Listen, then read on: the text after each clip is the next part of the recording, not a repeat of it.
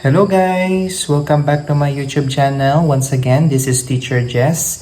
At today's ganap guys ay meron tayong gagawin. Kamusta naman guys yung election dyan sa inyo?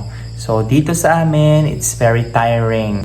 But fulfilling kasi natapos naman namin guys yung aming obligations. So ngayon guys, I would like to share something. May ginawa kasi akong lesson plan and gagamitin namin to on Saturday because we have our demonstration in Filipino. And so, without further ado guys, ipapakita ko na sa inyo yung ginawa kong lesson plan para sa Sabado. Charan! So ito guys yung nagawa kong lesson plan sa Filipino na gagamitin ko sa Saturday sa aking demonstration sa Filipino.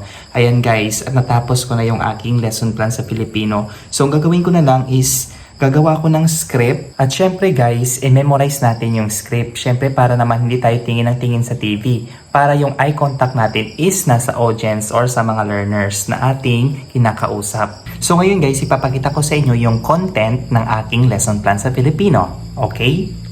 So ito yung content ng aking lesson plan mga guys. Ayan. So meron tayong nilalaman, paksa, sanggunian, kagamitan, ayan, pamamaraan, balik-aral, ayan.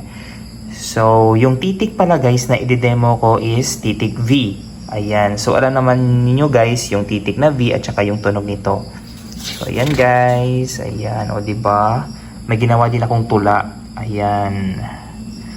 So ayan yung content ng aking lesson plan. At meron din ako guys na mga pa-picture. Ayan, o diba? May pa-picture si Iho. So hindi ko na guys tatapusin yung content ng aking lesson plan basta meron akong ginawang lesson plan. And ngayon mga guys, yung tatapusin ko is yung script kasi sa Saturday na talaga yung aking schedule of demo. So dapat ko nang tapusin talaga. So yun lang guys at maraming salamat sa panonood ng aking vlog.